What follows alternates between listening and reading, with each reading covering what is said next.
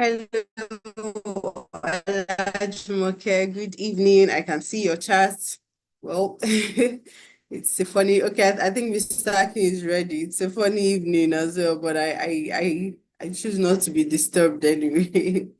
I know that things will go fine.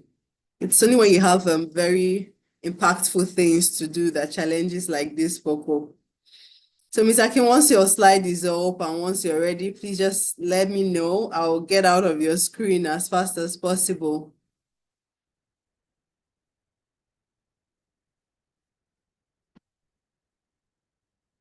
Does anyone have anything they want to say? I don't know, maybe the network at your end is good.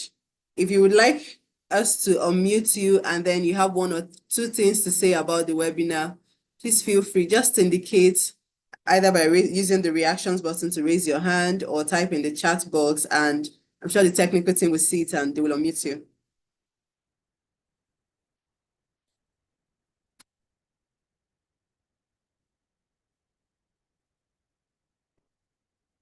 If you just want to introduce yourself and tell us you've attended for the 3 days and tell us what you're taking away from this webinar, I mean, we would appreciate that. Does anybody want to go? Anybody want to do that just before he comes on? This is a free check to introduce yourself and what you do to all of us, and then tell us what you're taking away of what you've taken away from this webinar. So if you'd like to come on, you can turn on your video if you like, and if you don't want to turn on your video, we'll just unmute you and you use only your audio.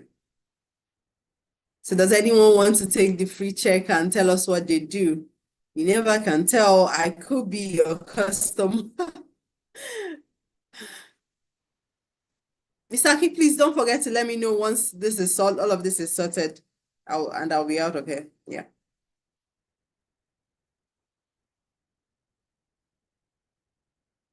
So is anybody taking my offer to come and tell us what they do and what they got and what they are taking away from this webinar? Nobody? Interesting. So how do I interpret this now? It's either you've not taken anything away or you are not, you're not bold enough to tell us about your business, or I don't know how to interpret it all.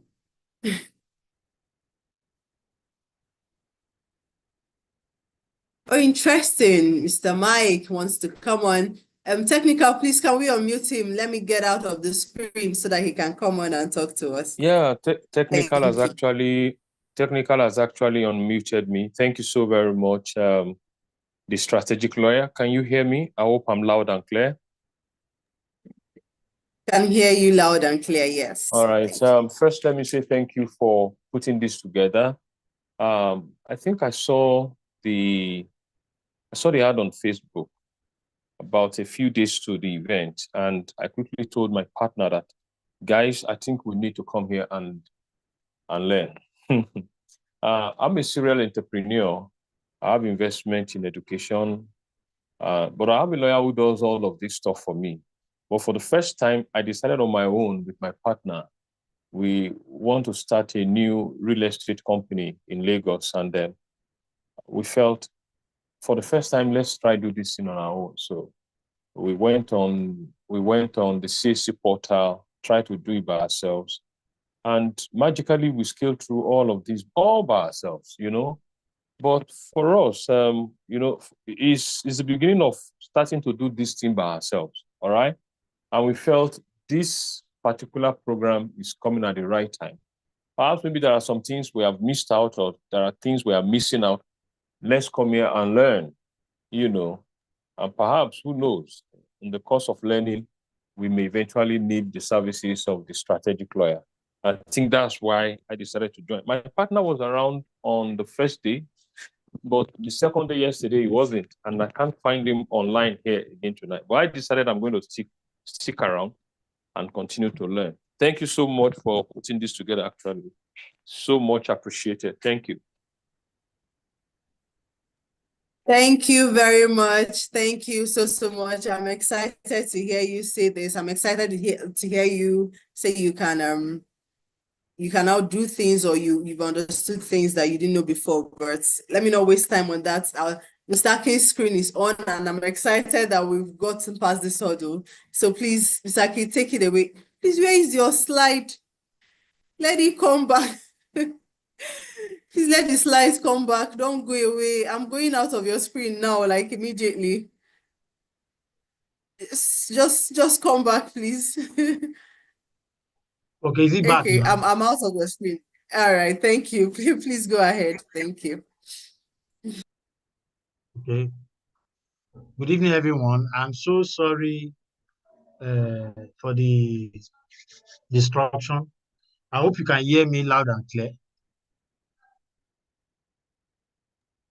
Can Yes, we everybody can. hear Please me? go ahead. Yes, we can hear you And also, can you also see my screen?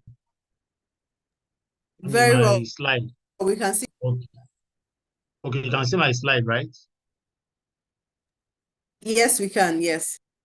Okay, okay. So once again, I sincerely want to apologize for the disruptions and all that, for the delay. And so I'm so sorry. Please pardon me.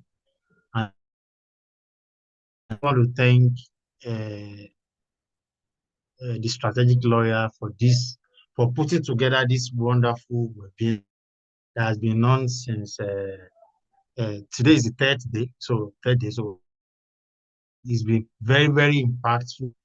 And if we were to charge, I know that it's the the kind of the amount of value that has been given out since 3 days ago, worth millions of naira, and that's what you are giving to the participants. So, and I also want to thank the participants for staying glued to this webinar and learning.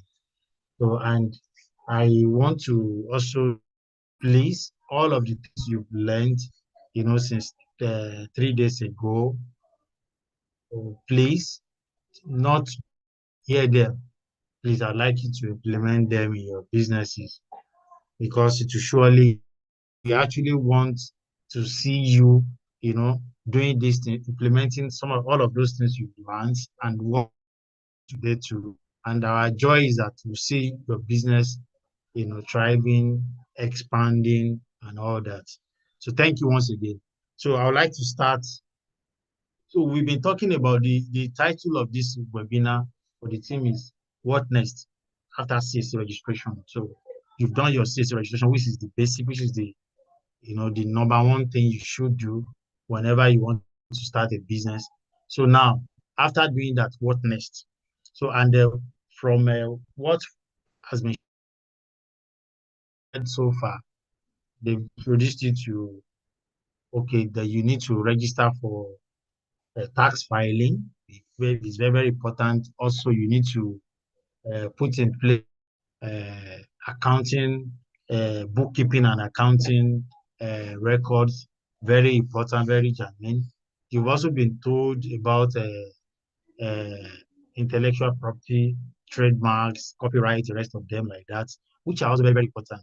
I don't know whether you've been talked, I mean, we've talked about the HR. If you have not, I'm sure it's part of what we'll do today too. I think the other speaker.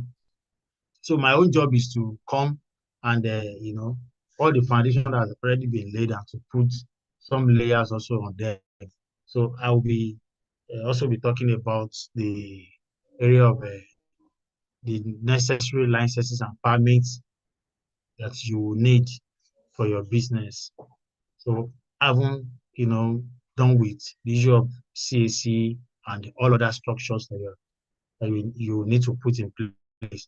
So the next is you need to also be conversant with necessary permits and the licenses you will need. So if you say you are seeing my screen, so I will need to move. I hope you are seeing my screen truly, and you can also hear me very well. Yes, we can. We can see your screen. Yes. Just a minute, I'm trying to see.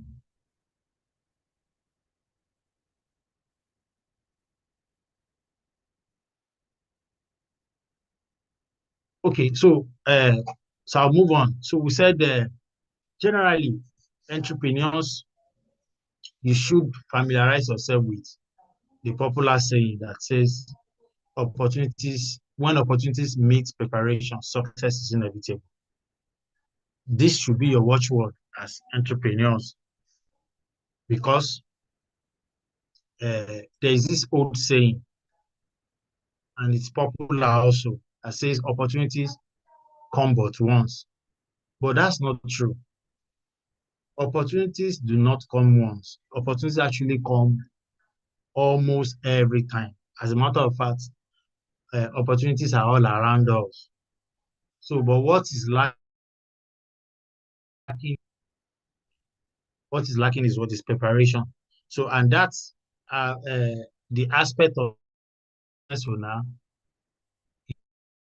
the necessary licenses and permits you need to have.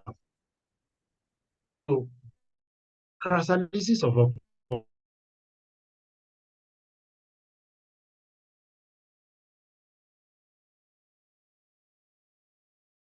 opportunities. What are, when we say I've been able to lay the foundation that opportunity to expatiate,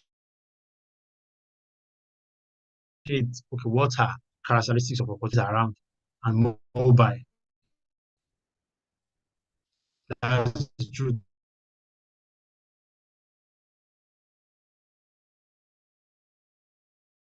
Opportunities are always around you and mobile. So the challenge is there, you're not able to even recognize the opportunities. You will not be able to, seize those opportunities. So another one is opportunities are not patient, hence they are mobile. Yes, that's one of the characteristics of opportunities. They are not patient, but they are opportunities are opportunities are always looking for who are prepared. So it's not patient. You can't tell opportunities that, oh, wait, oh, please can you give me a month? Can you give me 1 week? Can you give me 2 days? So let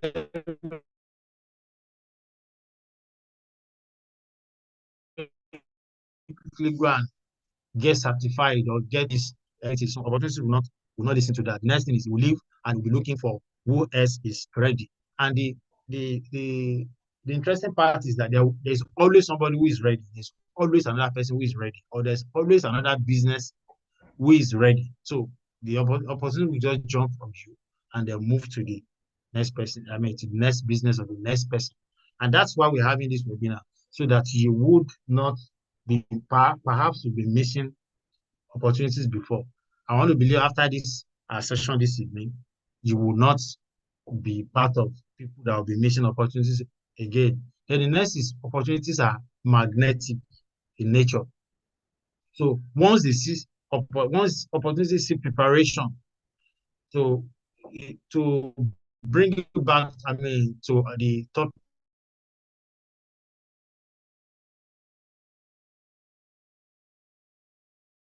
or what we're discussing today, once a business permits, then that business is ready for opportunities. So when opportunities come, it is just very easy for opportunities to click to that particular business. So another one is opportunities are always hungry, looking for preparation to be satisfied. So that's another nature of opportunities. It's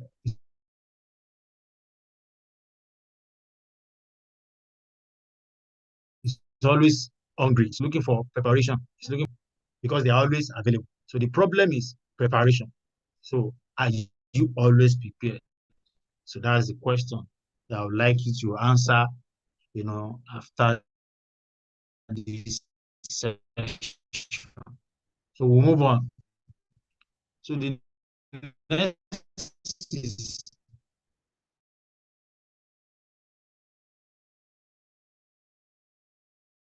what are licenses and permits? Basically,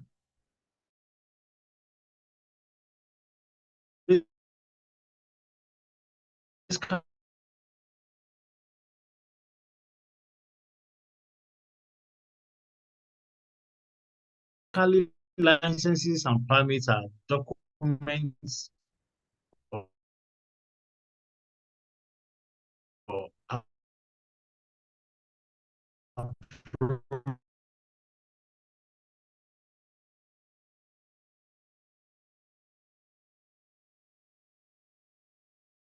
approvals, a business in fulfilling the objects, set out from the beginning. This was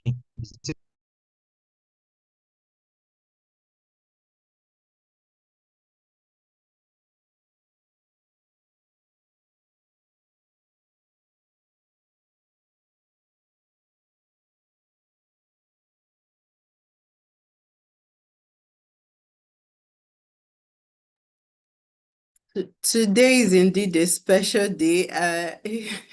It was breaking up, and I think the network has thrown him out completely. So, Mr. King, your screen is not, your slides are not on the screen anymore. Or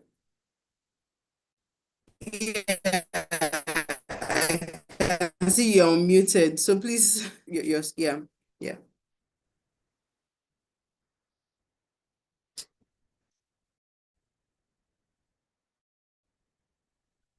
Am I back now? Can you see me now Yes, you're back. and You're hear me? back and good to go.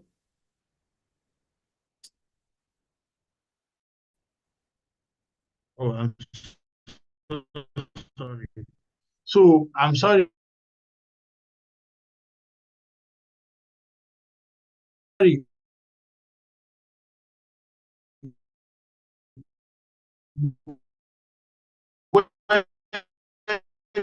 Where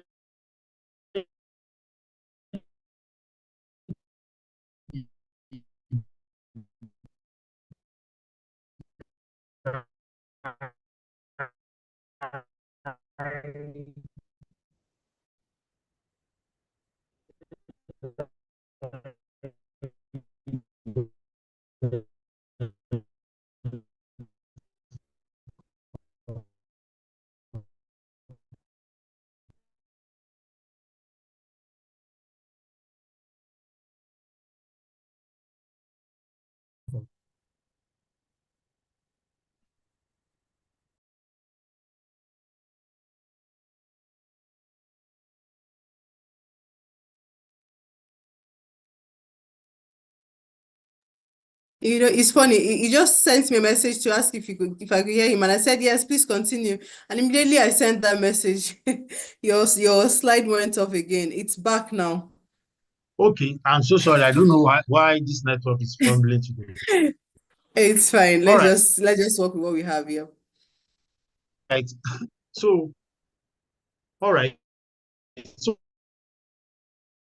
I was saying that basically what licenses and permits are documents or approvals, that government agencies or authority, for your business to be said to be licensed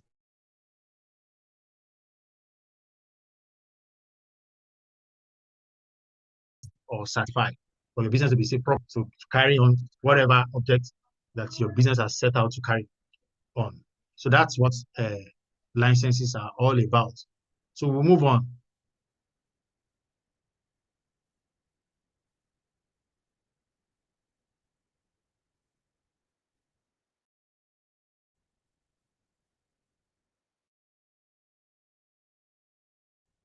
Okay, so if you can hear me, so I'll move on. So say, for example, say company XYZ was incorporated to carry out transportation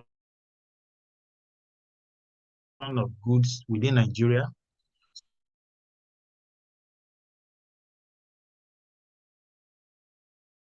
So definitely this kind of company, it's all around Nigeria. So this particular will be licensed, maybe with state government. If the business, I'll be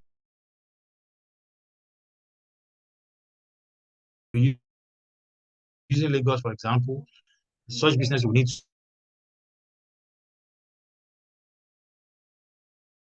to be registered with the Ministry of Transportation. Will also, since if the business will have to take, then the business will need to also be licensed, by NIPOST. So that's an example. So categories of licenses and permits in Nigeria. So basically, we can group licenses or permits into two, majorly into two. One is general license, then one is license, specific license based on industry you are playing. So we call it industry-based license. Please, at any time you could not hear me, just select lawyer, let me know. You can just hit me via chat or so. I hope that is Sure. I'll do that. fine. Hello. So generally we have, for every business in Nigeria today, there are some necessary permits or license or document or approvals or certificates that you must have, irrespective of industry you're playing. So while we now also have other ones that, okay, I'm into uh,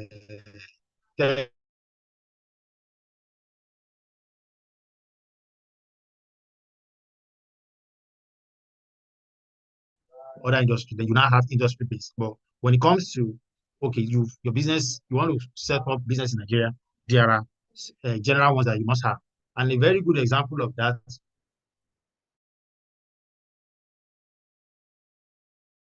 is your CAC,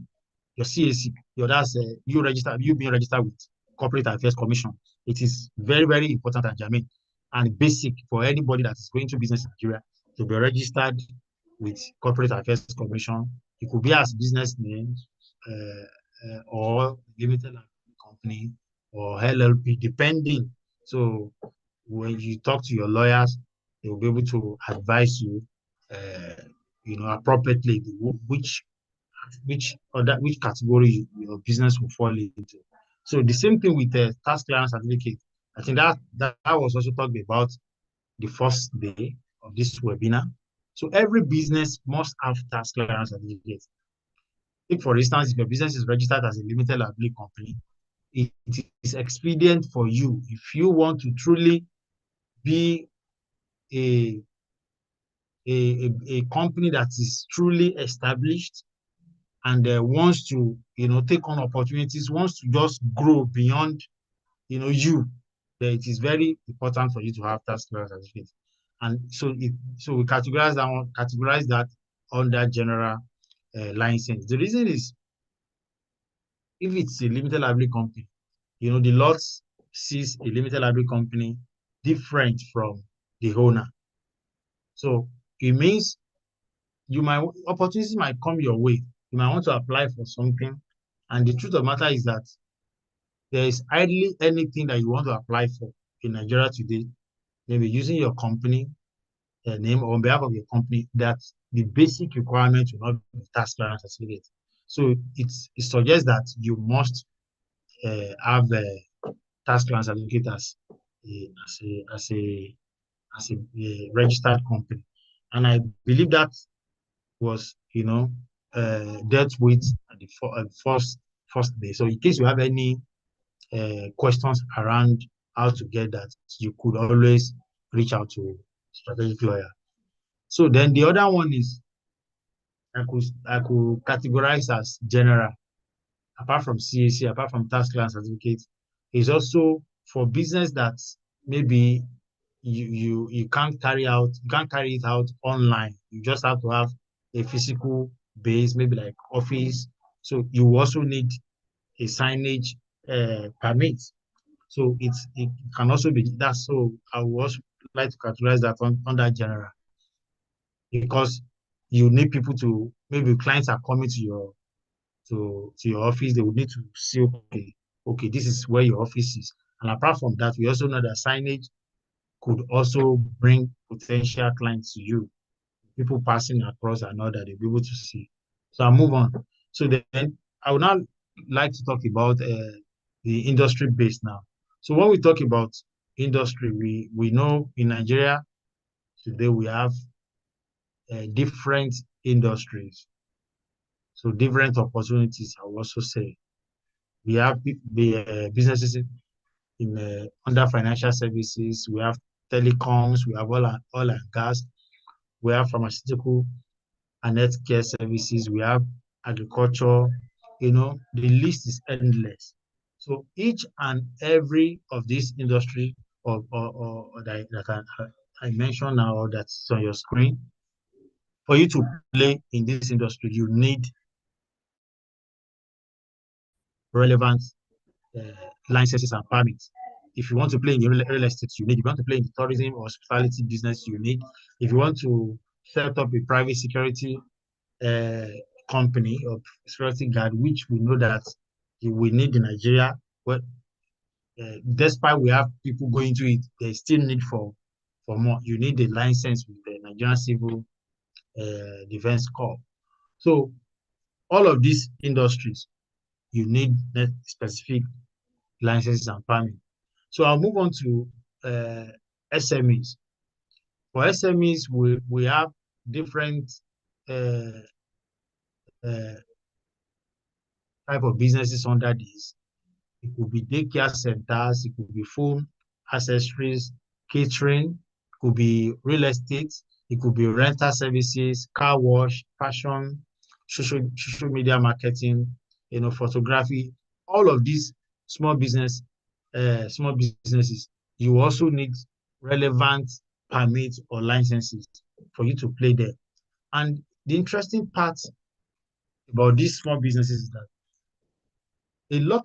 if you look at the US today, the US economy is largely, driven by SMEs. And if you also look at maybe other developed countries, other economies that are doing well, you see that the bedrock of the economy is SMEs playing big there. And we've seen over time that you could start small and you scale. And your business, will no longer be categorized as a small business, but it will now be, it could grow into a unicorn. And how do you think that could be achieved? Is by you, ensuring that all of your businesses, everything about your business are legal. Everything about your businesses, you are doing what are necessary, what is, statutorily required of you. Take, for instance, if a business, let's just pick a car wash, for example. You set up a car wash business.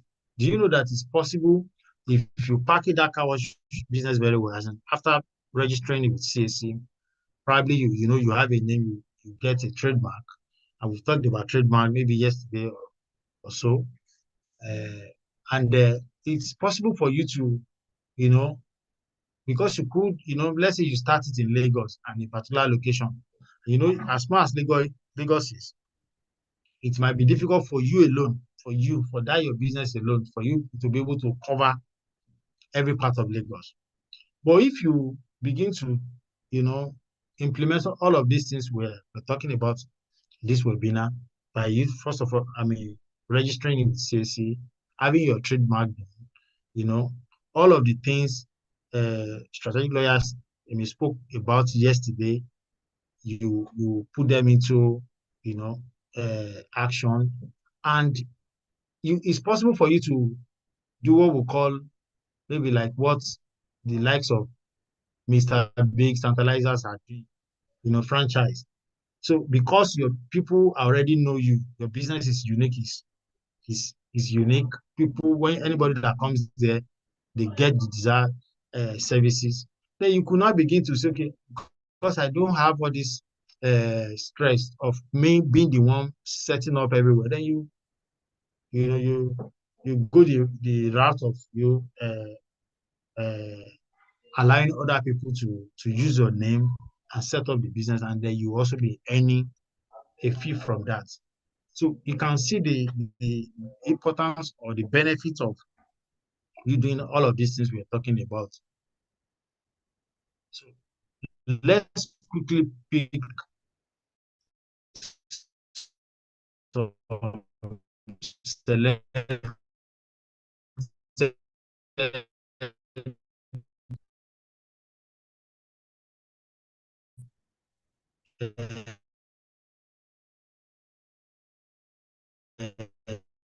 businesses, small businesses this time around. I mean, laundry business around you this night, whether laundry business around you, maybe a shop. But we've heard about what's their name? We've heard about I'm trying to pick I'm trying to recollect some of the big dry cleaning businesses we have in Lagos, especially. I know there is one that that is owned by Otedola's wife. I can't pick their name. Then I know there's one that is very popular too. Um, that has been on for, if I can pick now, more than decades. I think they do my business with them. So this particular one I'm talking about. They started small. But it's registered with CAC. I know it's registered with. They are also registered with Federal Revenue Service, so they pay their taxes. Signage, they have it.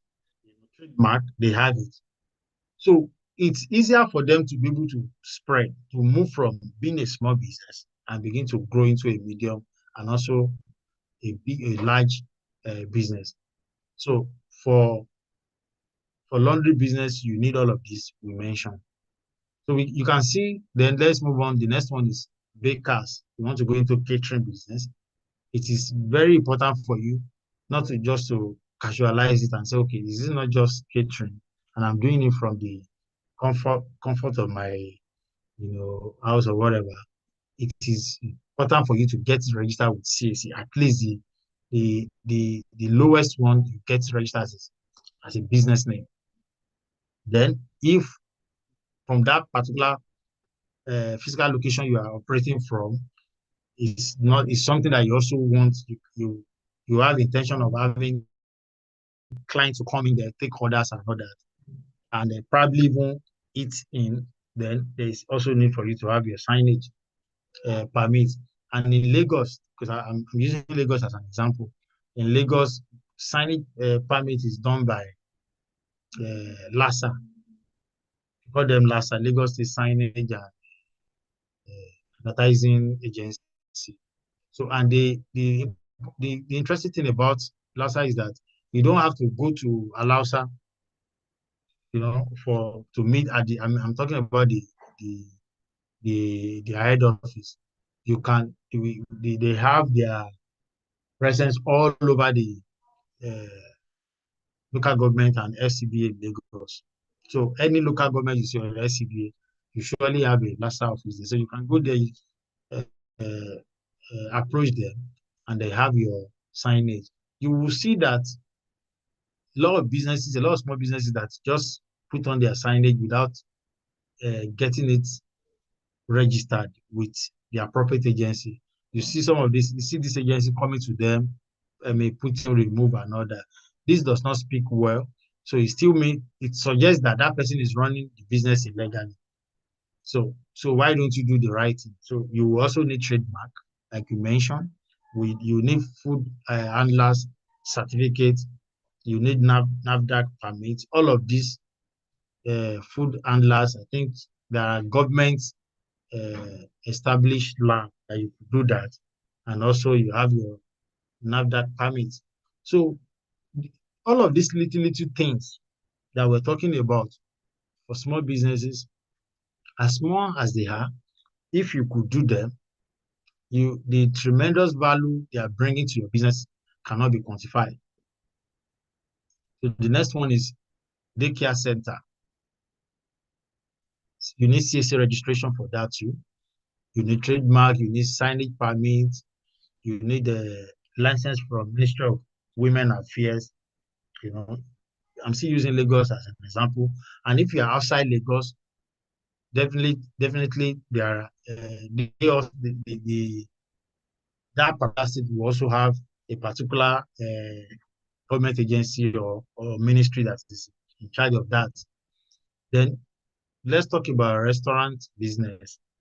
For restaurant business, you also need CAC registration, you need signage permit, you need trademark for you to be unique and for people to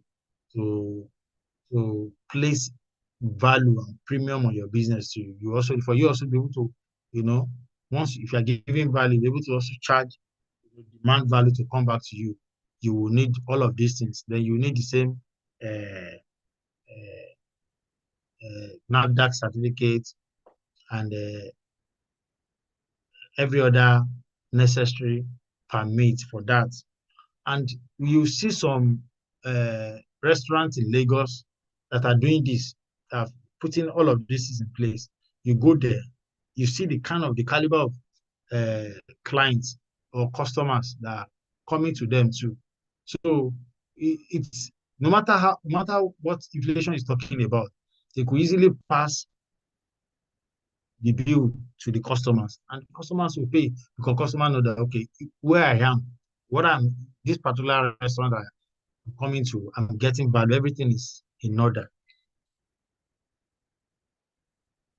So real estate agency, if you are going to real estate business, like I said the other time, real estate is a very big, broad industry, but so you decide which aspects you want to play.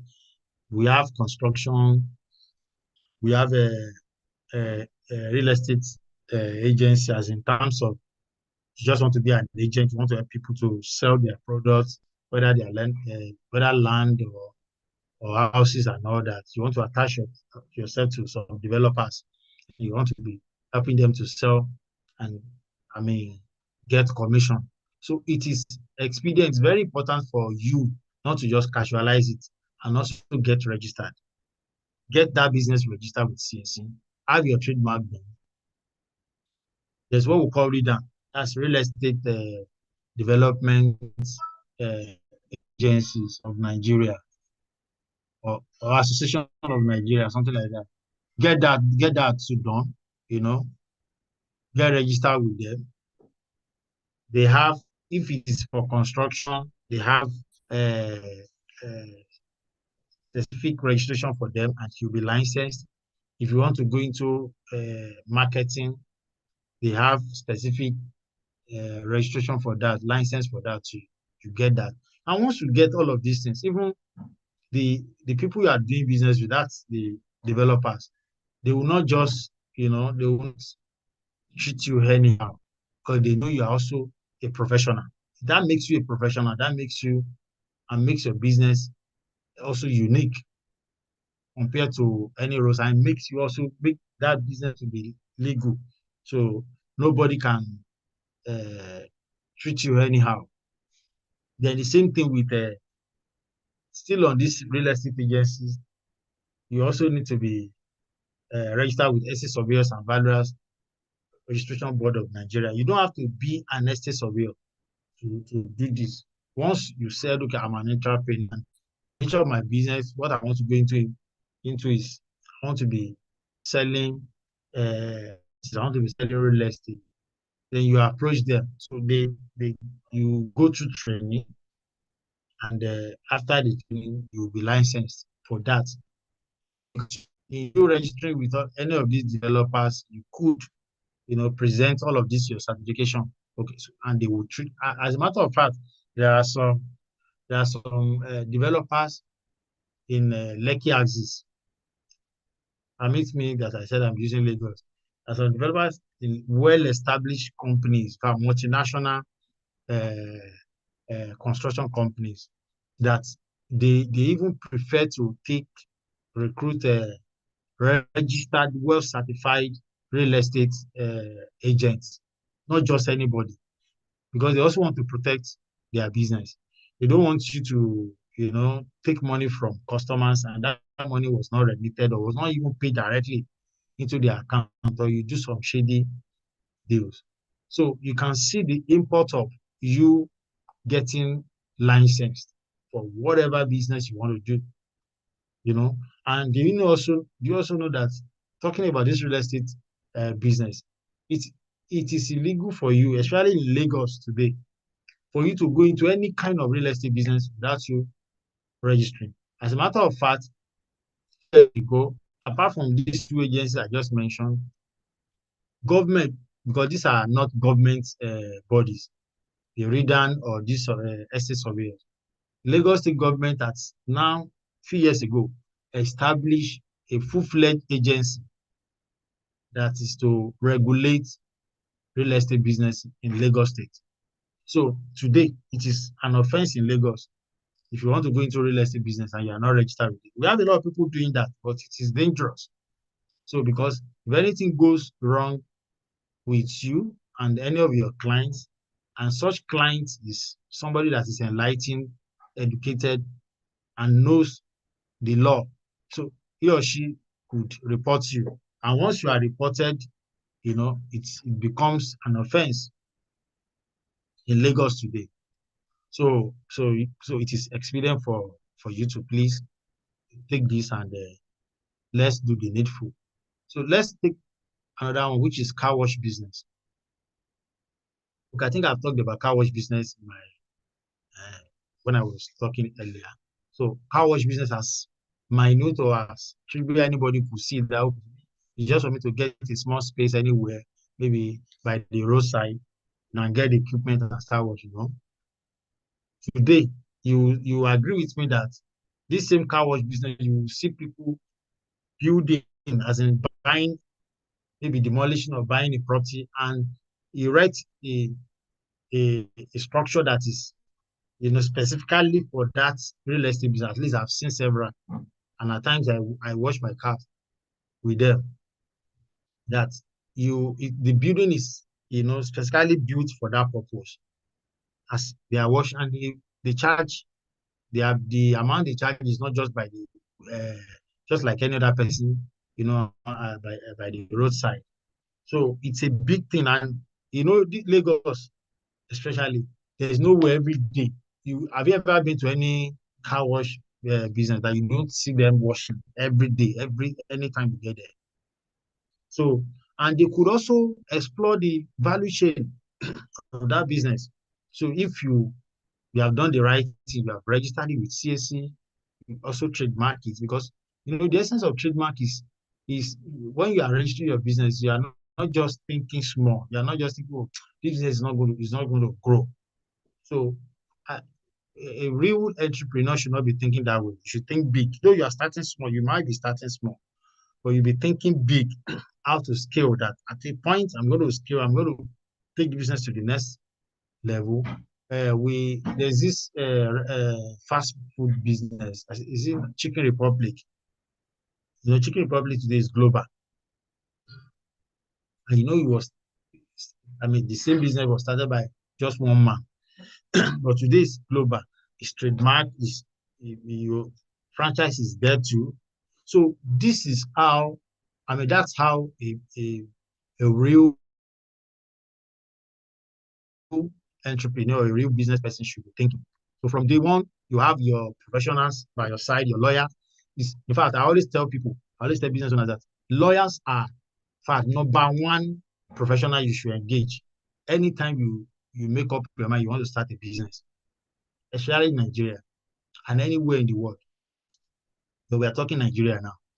Your lawyer, because you should not be thinking, one should not be myopic in thinking. So the money I'll be paying my lawyer. No.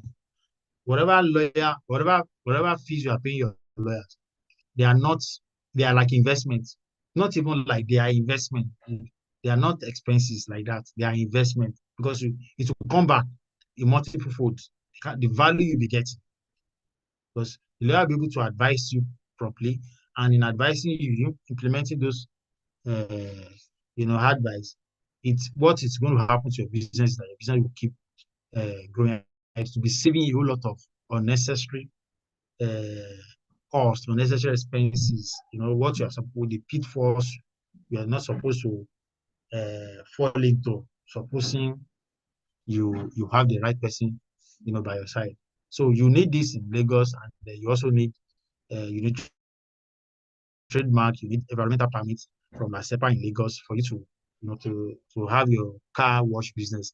And it's a small business. You can start small. If you don't have capital to buy a property, you could just get it a space, get necessary permit from them to allow you to use the space. We have a lot of government setback around us in Lagos, and not only in Lagos. We have the one that maybe is also under federal government stuff, and that you could take advantage of. But what is important is, once you set out, this is the business I want to do, you must also, the next thing is think, what are the necessary permits or specific licenses I need to get. So I will move on. The next one, I hope I've not exceeded my time. Strategic lawyer. No, please go ahead. We had issue with network in the first place. Please go ahead. Thank Okay. you. All right. So then I'll move on to the next one is social media marketing. Today, every one of us know that social media marketing, a lot of people are going to it. Pick up your smartphone now, you will see a whole lot of them, So, but the truth of the matter is that, the irony there is that many of them are not doing the right thing in terms of getting certified, getting licensed for them to do that. So if that's one of the things or your area of business, please, you need to get registered with CAC. That's number one. Get registered with CAC, get that business trademark. Then, apart from all of this, you need specific licenses or permits. Like we need what we call broadcast license. You need ACON permit too. For this social media. So I would like to read this. In 2021, the National Broadcasting Commission. Just a minute.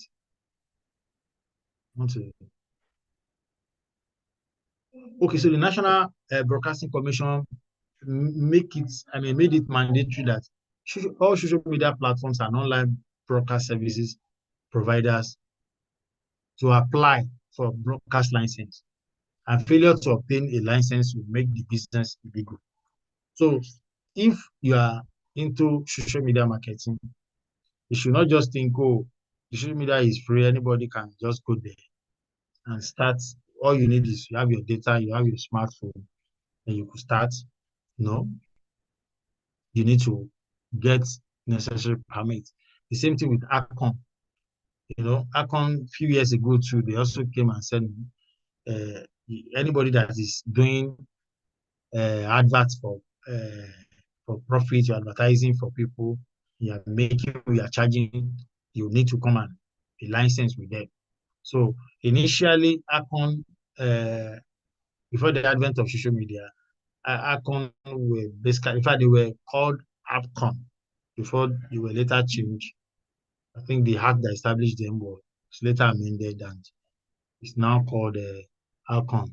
And before the advent of social media, they were basically, as a matter of fact, one of the reasons why the act was, reworked was to cater for the social media, what is coming, the new things coming, because as at that time, there was nothing like social media.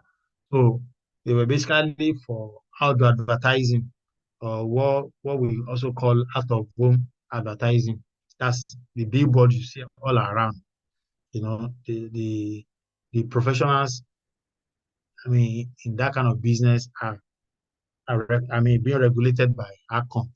But today, the law has been amended, the law has been changed. So now to cater to also accommodate for social media stuff. And the interesting thing is that the cost of getting all of these things are not something that is out of this world. So it positions you as a business owner, if you're into that business, to be able to, do big things, to be able to not only continue to play small, because by now, if you're able to do that, you can now begin to approach big brands, because even big brands today leverage on social media, projecting their products.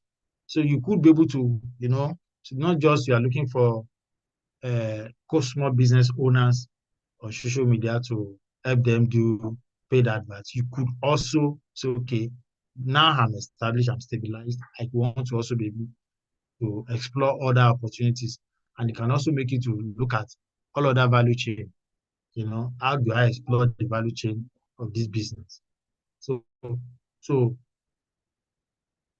it is expedient for you to know that even if you're going to social media, you must be licensed.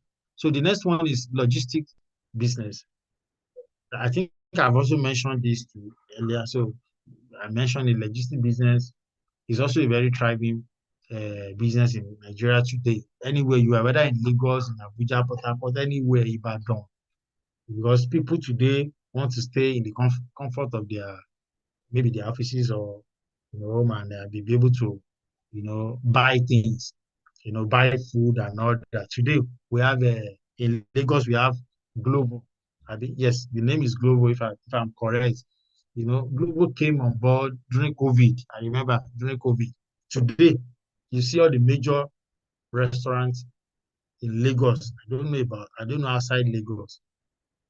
I don't think they're in Abuja, but I know in Lagos today, you see now initially they only just have maybe their staff, maybe one or two stationed in the big restaurant like Mega Chicken and all that.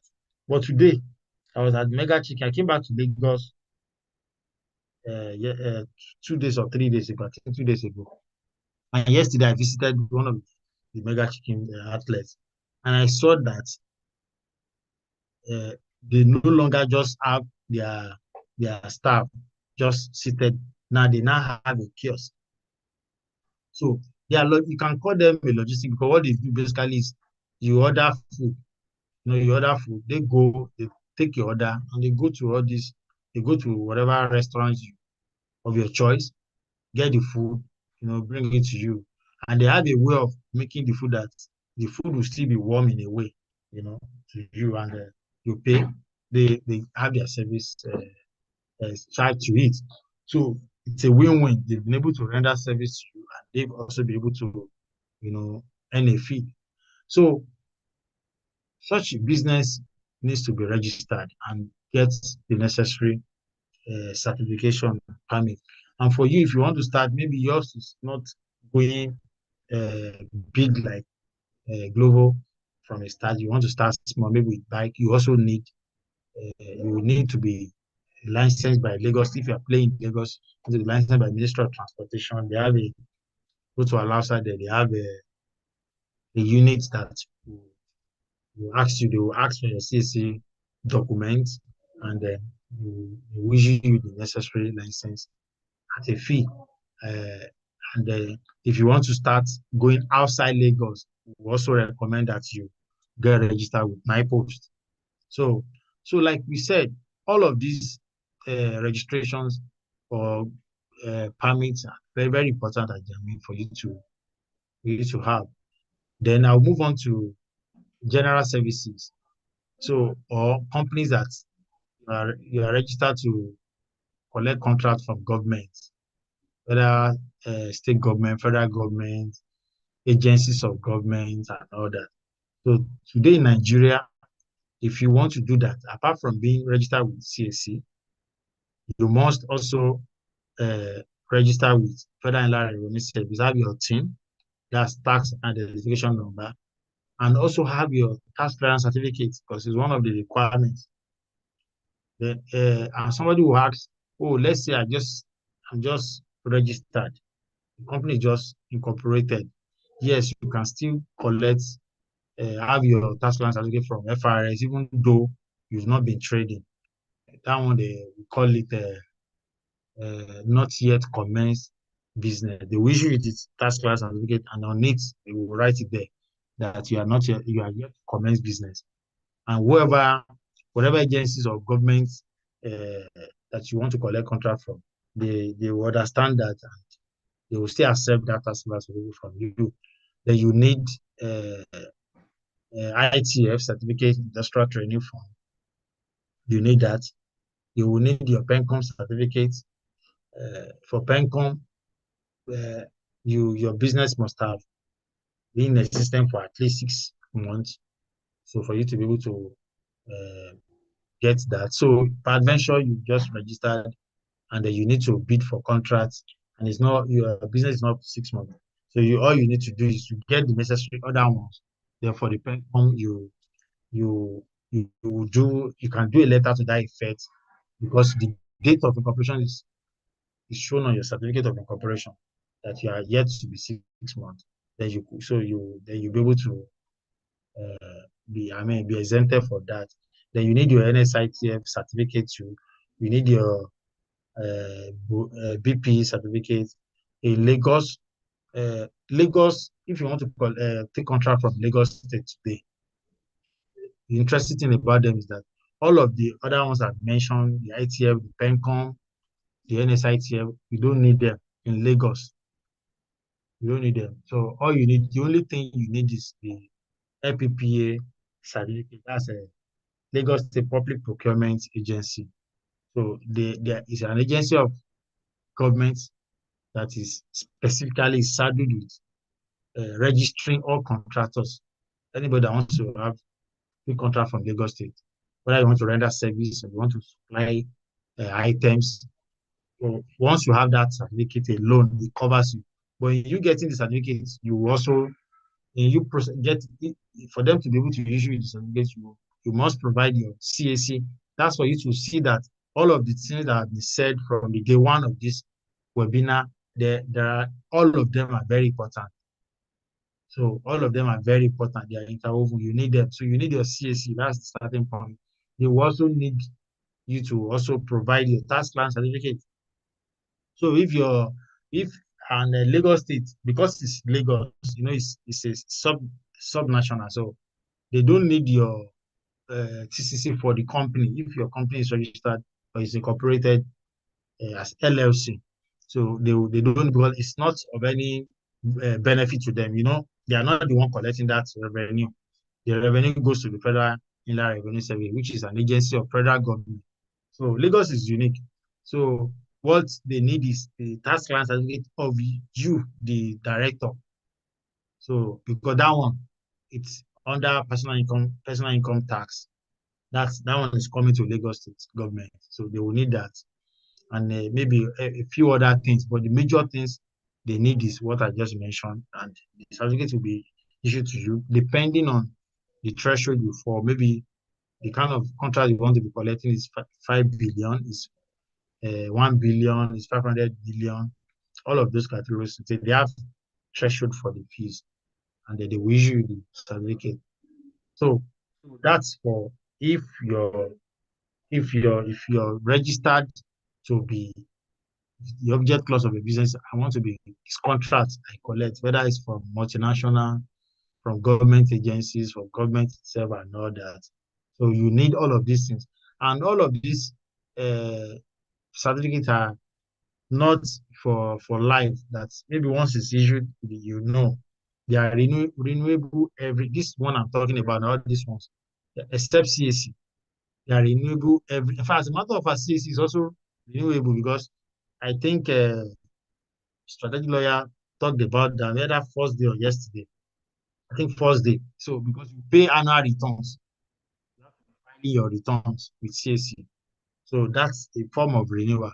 So the same thing with all other ones I mentioned, all the other PENCOM and SITF, they are renewable every year. So it means December 31 of every year, they get expired. Then by January 1 of the new year, you are supposed to get them renewed. So and the what we are saying is that you don't have to wait. So you don't have to wait. You are supposed to be prepared for the opportunities. You don't say I want to wait, let opportunities come first. When it shows up, then I will get prepared. No, like I established at my introduction, that once you do that, then what will happen is opportunities just be passing over you, moving to another person. So I think I would like to stop here so that I can quickly allow for questions. So uh, the importance of running a legal and well-licensed business in Nigeria cannot be overemphasized. It opens your business for stability, growth, and expansion. You'll be able to take on opportunities as they come. It allows you to scale, franchise, and even, explore the value chain of your business. So with this, I hope I've been able to convince you and not confuse you that you need to get your business licensed. So thank you everybody for listening. So I'd like to take questions if there are any. Thank you so much, Mr. King. I'm sure everybody will agree that that was an explosive session.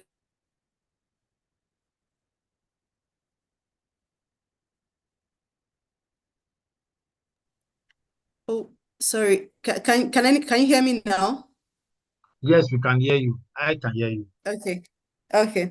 Thank you so much. Please, a round of applause if you can. Just use the react button, and Misaki just he dished out everything. He didn't hold back on anything. And I'm very grateful for you. Thank you so much. We've spent way beyond the time that we allotted for this webinar, but that's completely fine. I could have messaged you to say, okay, this is the time, but I mean, this is actually the basis of what we wanted to cover in this webinar. This is a primary thing we're talking about in this webinar. So I wanted you to just dish out everything that you've come here with. So thank you very much for enlightening everyone, for teaching us, and for, I mean, there are a lot of things that I'm sure a lot of people on this call didn't know about before now, but I'm sure they're also grateful. And I'm sure that they are not, you, like he said at the beginning, if you want to pay for consultation with me or someone like Mr. Aki to get this information, you know how much you're going to be paying for that. But you're getting this information at no cost to you whatsoever. So thank you so much, Mr. Aki, and thank you to the participants. Without us, I would have, as much as I would have loved to allow you to take the questions live, but of course, we're looking at time. So if you have any questions, please do type it in the comment section. I will take down your questions. I won't miss out anyone. And then Mr. Akin will address it on the WhatsApp group page. If you're not on the page, I'm dropping the link again now. Please join the WhatsApp community. We'll address all the questions there so that we can bring Yetunde on board to take the HR aspect, and we can call it a night. Thank you very much, sir. We appreciate you this night. All right. Thank you so much, everybody. Thank you for the opportunity.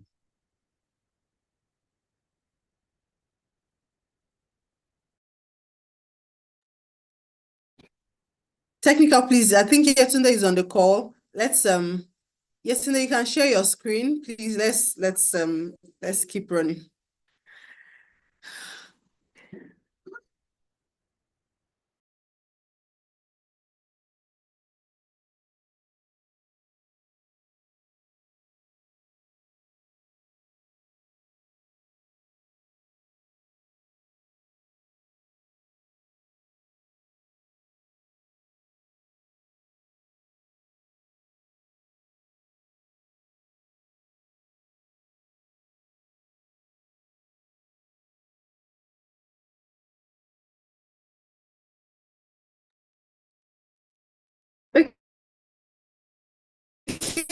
Technical, can we share Yetunde's slide from our end so that it would be easier? I think she's still having an issue sharing her slide. Let's share her slide from our end, please, so that she can just go on with presenting. But Yetunde, can you speak?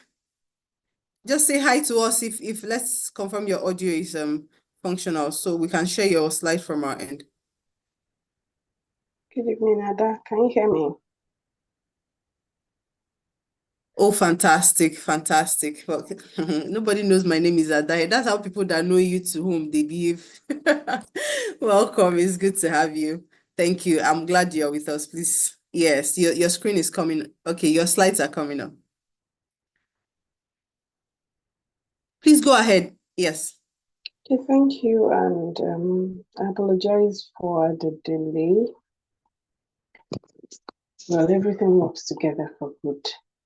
Okay, so good evening, everyone, and thank you for staying online.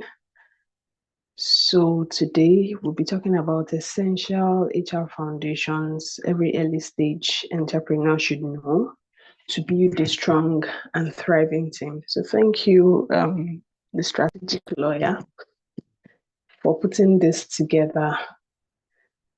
So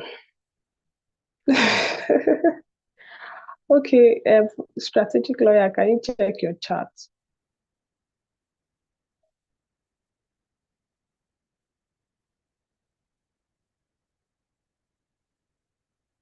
Or the general Okay, chart? yes, Yes. I can see someone is suggesting we have another. No, we can't have another section tomorrow.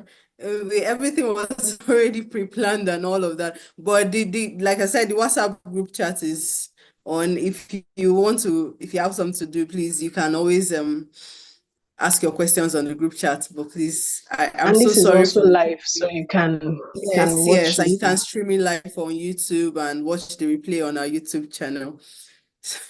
So sorry for keeping you this late. Please, Yetunde, go ahead. Okay, so human resources is more than just hiring and firing. It is the backbone of your company's growth and culture. So I'm sure some business owners will think that why do they need human resources? However, it's important to have human resources because it's the backbone of company's growth and also culture. So we're going to be talking briefly about these essentials: job description and role clarity, recruitment, onboarding, employee handbook and HR policies, employee engagement and management, training, compensation, retention, and employment laws to know. I know we've spent a lot of time here, so I'll be as brief as possible. Technical, next slide, please. Okay, so we're talking about job description and role clarity.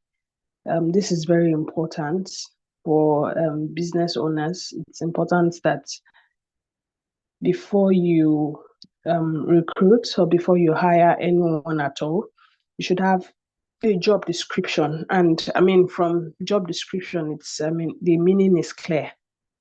Describe the job.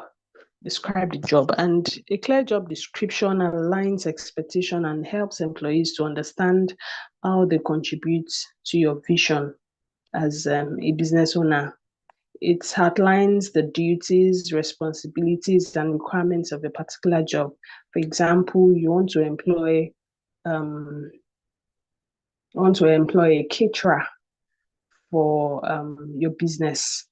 It's important to state what that person is supposed to do. Otherwise, a caterer could as well work as an hairdresser or a maid, So it's important to state clearly what is required of wherever you're going to hire. A job description typically includes information such as the job title, the department and reporting structure, as well as the key responsibilities and duties of the role.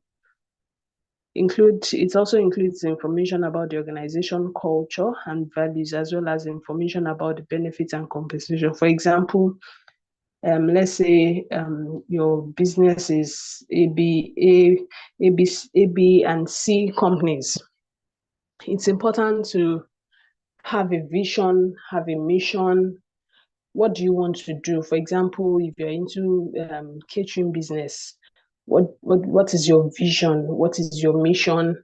What are your core values? What should you be known by? There are different caterers, there are different fashion entrepreneurs and all of that. So there should be a niche to say, this is what we're known for. So we're moving on to the next thing. After describing the job, the next thing is recruitment or hiring.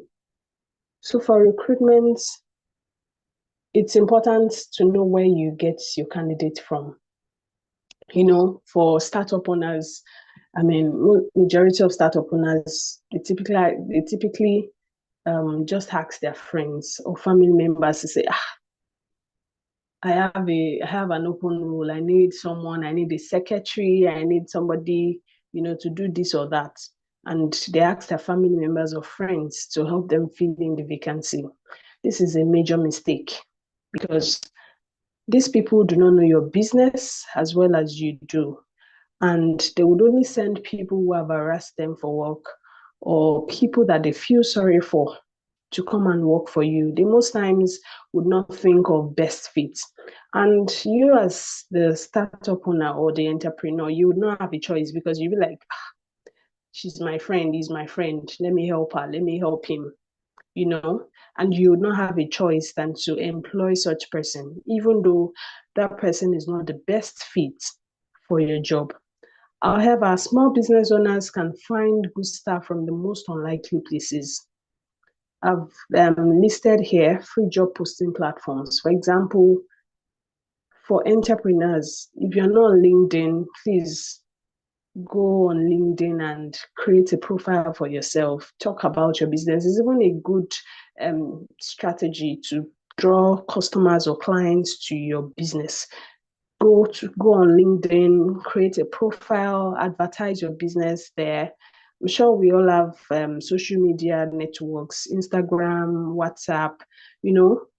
If you need to fill a role, advertise on those platforms. They are free. And you could also use Jobberman. Jobberman also have free postings. It also has, you can post freely on Jobberman and Ninja Odd Jobs. So sometimes when you need to recruit, you don't have to necessarily ask your friends or family. You could use all of these platforms so that you can do a good job to find a good fit for your business. That manager that is at your hairdressing salon who greets every customer like they are the most valuable assets that your salon has, and goes out of our way to ensure that all aspects of the business works, and from time to time ensures that the salon staff are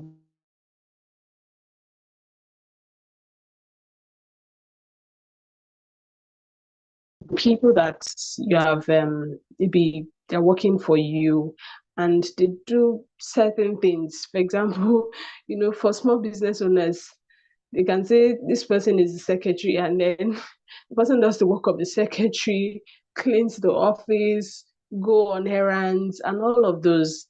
So such people, they're able to multitask, do several things, can be an admin manager. Next slide, please, technical.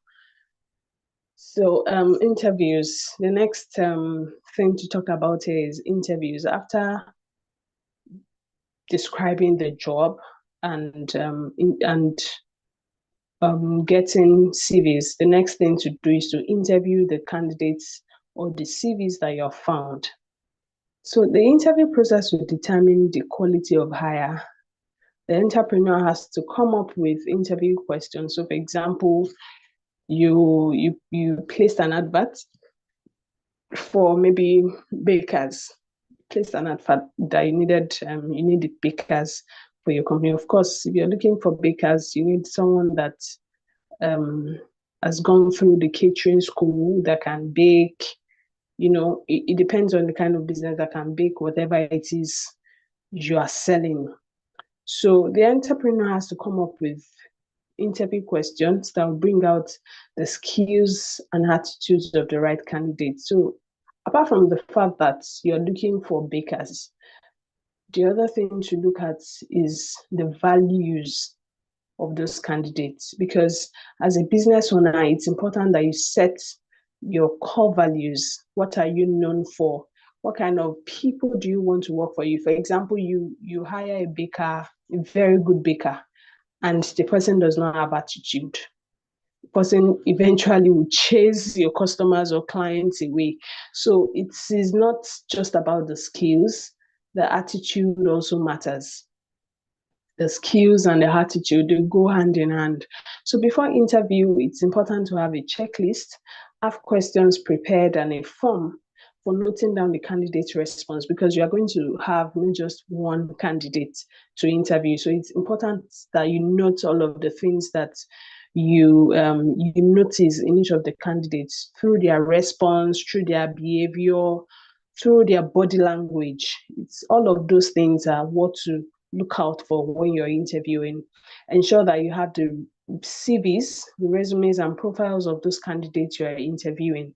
So as you're talking to them, you're also looking at their CVs to see, some people, a lot of people doctor CVs a lot, and they put a lot of things that they don't know how to do, they put them in their CVs. So you need to be able to compare the CVs with the candidates profile, the individual candidates in front of you. Interview questions should involve those that will not only showcase the candidate's questions, the qualifications rather, but his attitude and value is very important, like I mentioned earlier. When conducting interviews, the entrepreneur should be quiet. 80% of the time, it's important, you you should listen to what the candidate has to say, so that you can decipher if that person is the right fit or not. Pay special attention to non-verbal language, which more often than not says so much more than words. The efficiency and effectiveness of the recruitment process will determine if the right candidate is hired. Otherwise, the entrepreneurs, let's not be in a hurry. Startup owners, let's not be in a hurry to say that I've done first set of interview, did not find a candidate, and maybe let's just go with that person.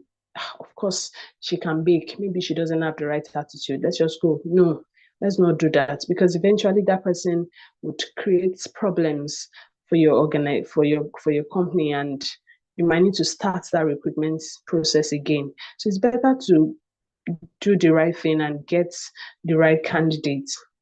So another thing that we're moving on to is onboarding. After you have recruited, you have found your candidates, it's important to onboard. And what is onboarding? For example, you want to travel, you have to onboard, you have to do the checks, you have to check your luggage, check your body to ensure that you're not carrying, you're not carrying the wrong things, you're not, everything needs to be checked before you onboard the flight. So that is onboarding, ensuring that a new hire or a candidate is acclimatized into the system, into your organization. They understand your values, they understand your vision, mission, and they can blend into the system. So onboarding isn't just paperwork, it's your first chance to set the tone. A comprehensive onboarding plan makes new hires feel valued and prepared. It's important to have a checklist to ensure that key steps are not missed. For example, I know it's a startup, so it's not, we're just coming up. So, but for startups, we see that some startups already have branded materials, to advertise their business. You could also give some of these branded items to your employees when they resume. It will make them feel valued and make them feel like a part of the organization. Give them your branded items. It's not just for customers alone. And on their first day, you could give them meal to say, okay, to make them welcome. And it's important to also take them around your office environment, introduce them to team members. And it's also important to check in on them. For example, they resume today, keep checking in on a weekly basis. Ask them how they're doing. Are they blending in? It's important. Employee onboarding refers to the process of helping new employees to integrate into a business. If you want new employees to buy into your vision of your small business and work in alignment with your company goals, a successful onboarding experience is key, because it helps them to understand your culture, their role, and the parts that they play in achieving the business objective. So it's important that they understand all of these things. You tell them that this is where we're going as a business. Okay, so for example, maybe ABC catering services. ABC catering service, maybe the vision is to be the best in Africa. It is not just for the business owner. That vision is not just for you, the owner of the business, or maybe like Mr. Mike mentioned, that he is venturing into real estate. Everybody that you work with, everybody that works with you must understand that this is our vision. We want to be the best real estate agents in Nigeria. They must understand that vision, and that vision is what they should run with. That in whatever department, whether project manager or secretary or even a cleaner, should understand that vision and run with that vision. So that's why onboarding is very important. So we're moving on to the next now, effective employee management strategies. I wrote here that managing people is not just about oversight, it's about engagement. So when we're managing, human beings at the how do I put it? Let me say, they're the most wonderful people to manage. So it's very important to be able to engage and manage effectively. So the first thing for entrepreneurs, the first thing to do is to have an open door policy. And what do I mean by that?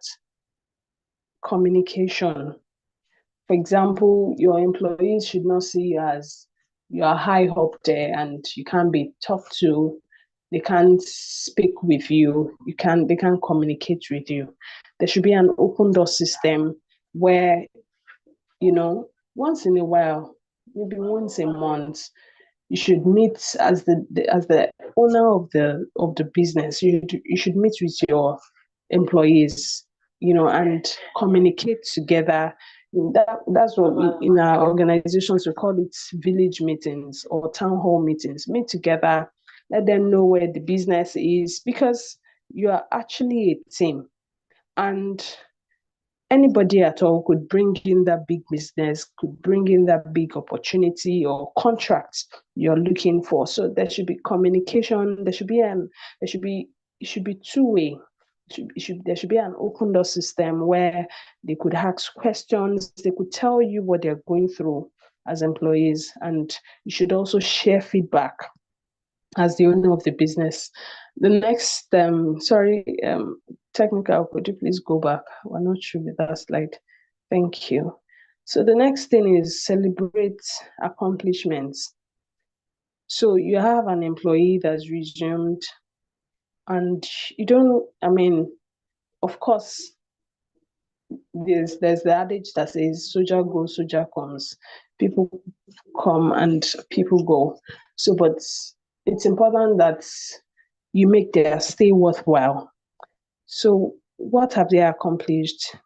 Celebrate their accomplishments. For example, someone brings in a new customer or brings a new client or does something and the customer appreciates such person openly that, oh, wow, you did a great job. So celebrate those accomplishments. Even small achievements deserve acknowledgements. This keeps the morale of employees high. And another thing to do is training and development. Of course, I know we're startups, we're just coming up, but it's important that you train, because when you train those employees, they also help the business to grow. They put back what they have learned into the business, and you're investing in their growth opportunities. Where employees see that they are learning, they'll stay. Employees stay where they feel they are learning. So for training and development, you could say that you're a startup, where's the money? You don't have the funds, but there are a lot of training opportunities online that are free that you could leverage on. I think I also shared some training platforms. Technical, next slide, please. Okay, so we're moving on to creating an employee handbook. As part of your onboarding process, you should share your employee handbook with new staff members. And for our business owners that are here, if you don't have one, now is the time to create one. And it can be very simple and basic, because it's important that. So this employee handbook is just like a manual. It's just like, for example, you purchase a new TV or a fridge or a microwave. It always comes with a manual to say that this is how you would use, So that is how it is for entrepreneurs, for startup owners. As long as you are going to employ, it's important that you have an handbook written, so that it's going to be the manual with which employees will work with. So a good employee handbook should provide employees with important information that can be valuable resource for employees throughout their time at your business. By providing new employees with a comprehensive staff handbook, you can ensure that they have important information from the beginning of their employment, and it also helps to avoid miscommunications and misunderstanding down the line. What should be in an employee handbook? An employee handbook would contain an introduction of your business, your culture, your vision, your mission, your values. Also, the handbook will contain an organization chart. I mean, it could be as little as, okay, there's the CEO. After the CEO, maybe you have maybe the project manager, then the secretary, you have your cleaners, So it's important to have a chart so that people know the hierarchy or the structures in the organization.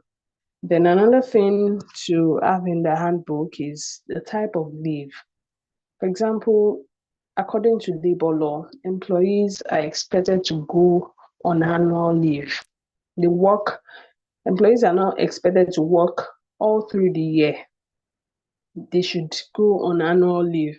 So annual leave, sick leave, holiday entitlement details, and all of those should be stated in the handbook. There are some organizations that would say employees are not entitled to federal government holidays. There are some employees that will say employees are not entitled to Lagos state government holidays. So all of those should be made clear in the employee handbook. Nothing should be hidden, because it's not a secret cult or society, it's a business. So everything should be made clear. So behavioral and attitude expectation, what you expect, the behavior you expect of your employees, details of disciplinary and grievance procedure, diversity, inclusion, and dignity at work. Diversity such that you should be able to, for when you're employing or when you're recruiting, you are not gender biased. You're not biased by religion. You are not biased by the state of origin. So all of those should be in the employee handbook. Technical, next slide, please. Okay, so compensation and benefits. We're rounding off soon. Compensation and benefits. The small business owner has to think of innovative ways to be competitive when it comes to paying salaries and other benefits. Of course, I know we're just coming up, and sometimes for small business owners been there, sometimes we make profit, sometimes the profit do not come. So on some days, clients or customers will patronize, other days nobody will patronize. So it's like that. So as paying premium is likely not going to happen. It's not a big organization, so we don't expect that small business owners will pay so much. But things like paying for HMO, running a carpool, reduction of work hours, payment of commission for staff who bring in more business. There are some perks and benefits that can be introduced. For example, you can pay HMO for your staff, such that, because those employees will not earn so much. They won't be earning so much salary, because of course you're a startup, you're a growing business. So you could make provisions for certain things, because health is very important and key. For example, if your employees fall ill, they won't be able to come to work, and you know how that can cost your business. So you could do little things like HMO, register them. For example, in Lagos State government has Ilera Eco, and their HMO subscription for one person for a year is like 8,000 naira. So you could register your employees, I mean, just do a group organization HMO plan such that you know that when they are here, they don't have to bother about cost of treating themselves in the hospital, because I mean, ordinary consultation in the hospital is a lot of money, not to talk of the treatments. So benefits like this, when salary is not so much, could go a long way. Carpool, reduction of workers. So for example, for cleaners, I mean, I don't see any point why a cleaner would be in the office from, because cleaners are expected to come in early, maybe earlier than the other employees, maybe like 6 a.m. or 7 a.m. they're in the office, clean and all that. Sometimes in the afternoon, there's nothing to do and they're just idle. So you could reduce their workers to say, okay, for cleaners, close early. Since you have done, I mean, you're in the office earlier, can close early so that you can go home to rest since you're coming in early the next day. So all of these perks, addition of certification as an incentive, you could say, okay, maybe there are different training platforms, like I mentioned earlier. LinkedIn, there are free learnings on LinkedIn. There are some trainings that you could register them for, and it will go a long way. Welfare packages, for example, when the end of the year, we know that the cost of food items and are very expensive these days. You could even something little as sachet tomato, Maggi, you know, those things can go a long way. When it's festive season, I know rice is very expensive now, so but anything at all, giving welfare packages to your staff, it goes a long way and it helps to retain employees. Next slide, please. Okay, so the next thing is training strategy. Small businesses have limited funds and high staff turnover. What do I mean by this?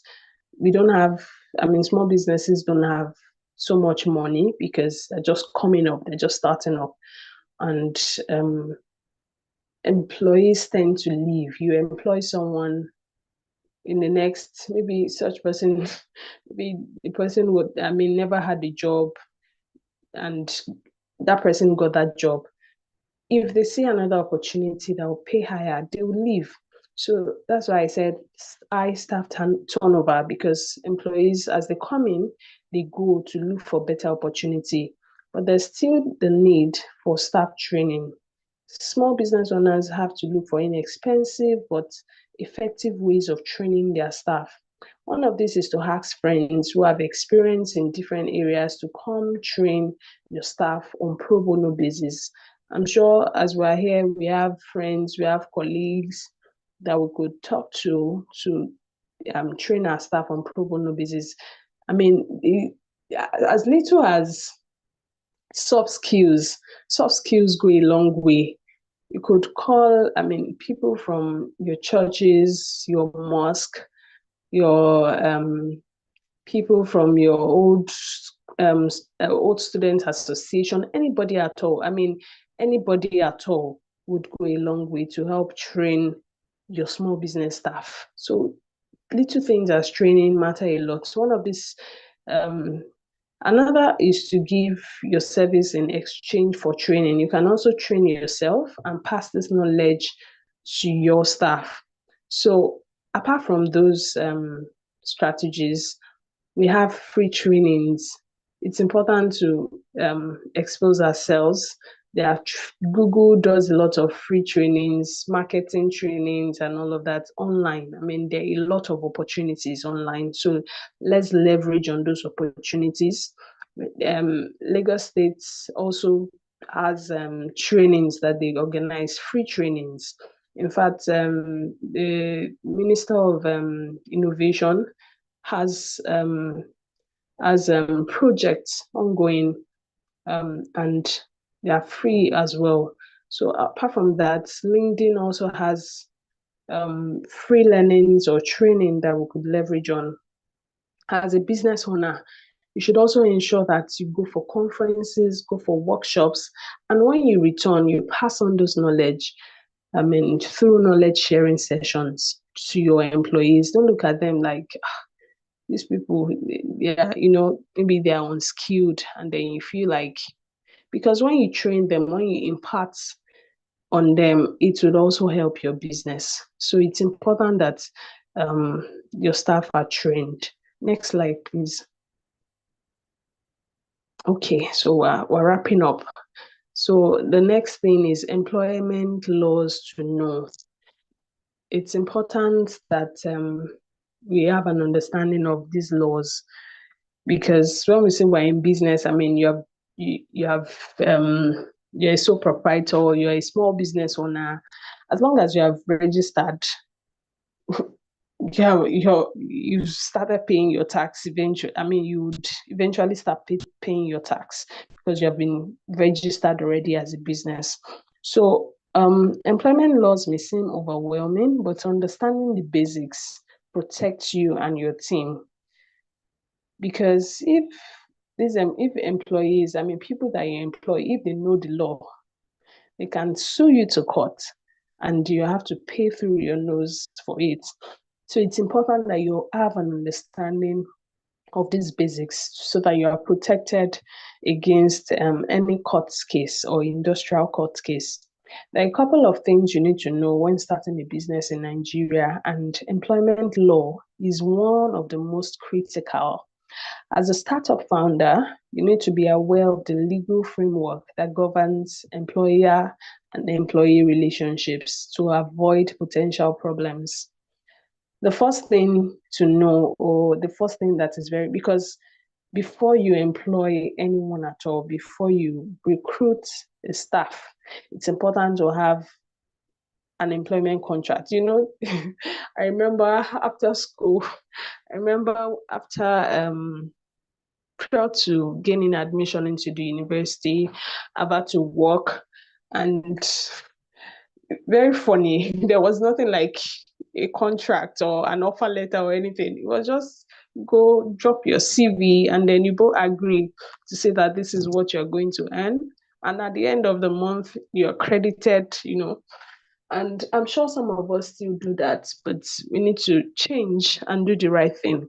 It's important that after you have agreed to employ anyone at all, you have a contract. You could engage, it's important to engage a lawyer for this, or an HR personnel to draft a contract. Any contract at all that is drafted can be the template that you use. You just have to change the personal details as you employ people. So it's important to have an employment contract, because an employment contract is the cornerstone of the employer-employee relationship. It sets out the terms and conditions under which an employee would work, and it is also legally binding. An employment contract in Nigeria should include key details such as job title, what kind of job is the person coming to do, the duties, the roles and responsibilities. It should include the salary. It should include the working hours. It should include, and the normal work hours should be 8 hours. 8 hours, maybe 9 a.m. to 5 p.m. or 8 a.m. to 4 p.m. And there should be 1 hour break. And apart from the work hours, it should also include termination conditions. It's also important to include clauses on confidentiality to say that so the employee or the staff would not discuss your business with outsiders.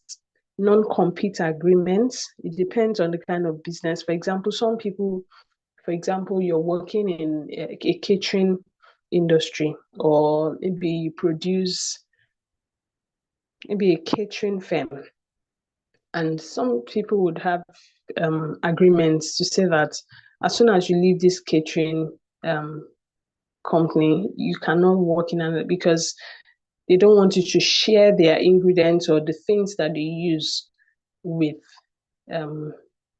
with the next person you'll be working with. And also, you should also include dispute resolution mechanisms. So to minimize risk, always ensure that the contract is comprehensive enough and well detailed. And that is why you need to engage the service of a lawyer or an HR person so that you're sure that it is comprehensive and it is written in clear and understandable language. Better still, hire the service of a good labor law and employment law firm. Next slide, please. So key labor laws Nigerian startups must comply with, right? You have no choice. As long as you have at least five employees, you should comply with all of this. The first thing is Nigerian Labour Act. Even one employee, it's important that we comply with this. The first is the Nigerian Labour Act, and the Nigerian Labour Act is the primary law that regulates employment in Nigeria. It outlines the rights and obligations of both employers and employees. Startups must comply with provisions related to work hours. And I mean, for business owners and entrepreneurs, it's important that you read the labor law so that for every employer and entrepreneurs here on this call, you can get it online. Just go to Google, type Nigerian labor law and download. It's important to have an understanding of the labor law so that you would know what is expected of the employer-employee relationship. So work hours, wages, termination, and employee welfare. Failure to comply with the Labour Act can result in legal penalties, including fines and sanctions. We have seen employees that sue their organizations and the organization paid through their nose because they didn't do the right thing. So it's important to know the right thing and do them so that we are able to avoid court cases.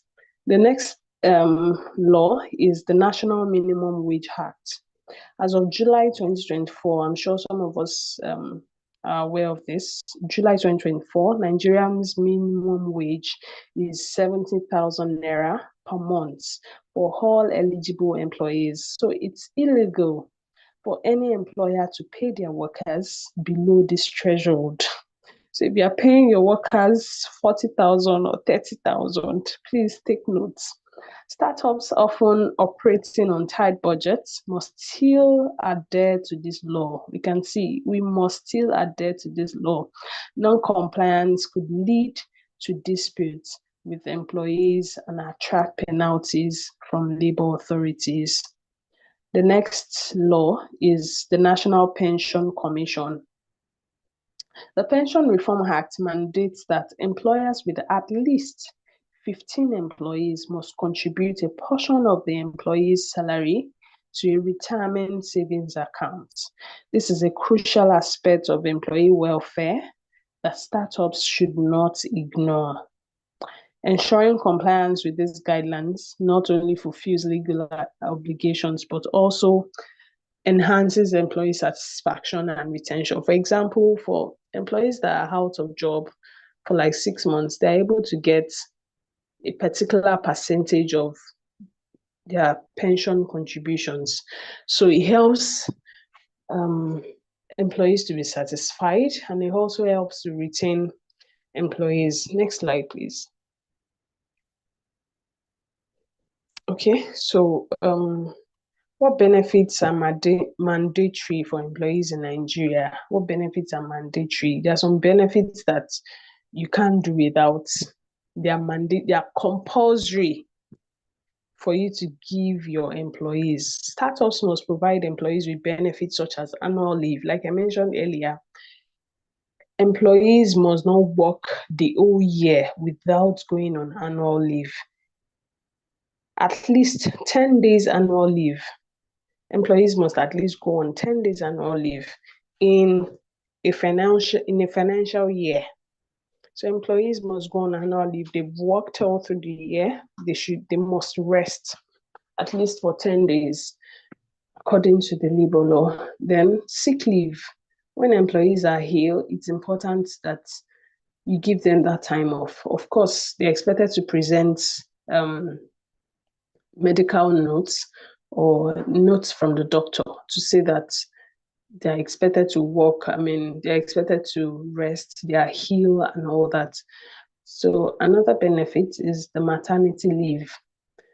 An employee who is pregnant should be granted maternity leave of 3 months, at least 3 months. I know government does 4 months, at least 3 months prior to delivery and after delivery. It's important to grant maternity leave. And other things that the other thing to be provided is public holidays. What public holidays? Christmas and New Year, Eid al-Maulud and all of those holidays. I know that there are some organizations that don't go on breaks at all, but some organizations, for example, in the hospitality industry, they work, and the hospitals, they work 24/7, even on holidays, but there are ways that they compensate their employees. So additionally, employees are entitled to a safe working environment free from discrimination and harassment. It's important to have a safe environment. Like, an employee should be able to go to work, and because that's where they spend majority of their time. So the environment should be safe, it should not be toxic, and it should be free from discrimination and harassment, any harassment whatsoever. It's important to even have policies against discrimination and harassment in the workplace. Nigerian Constitution and various labor laws, such as the Employee Compensation Act, protects these rights. So the last thing that we're discussing is how to terminate employment legally in Nigeria. How to terminate employment legally in Nigeria.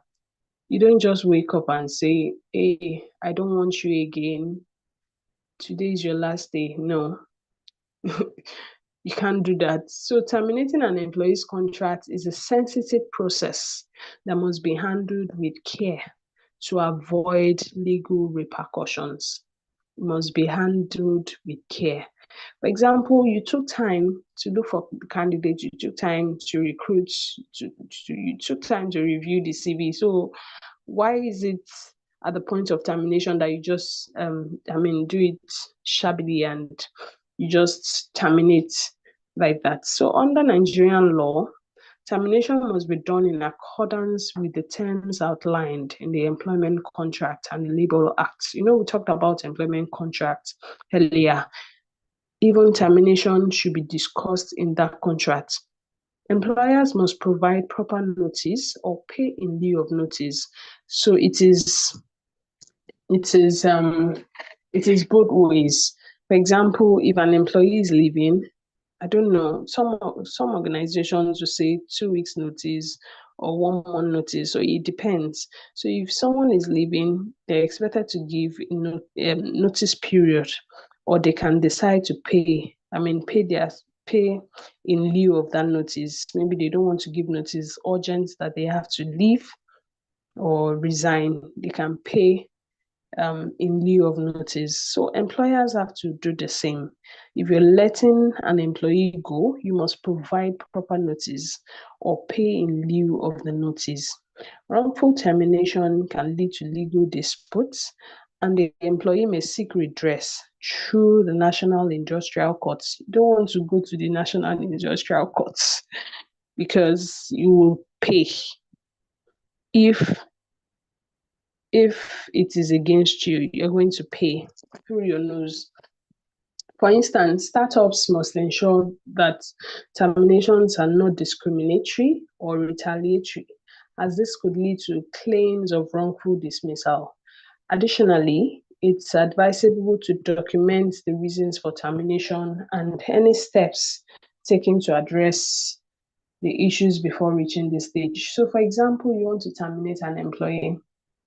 okay, probably the employee has been misbehaving, it's important to have a correspondence.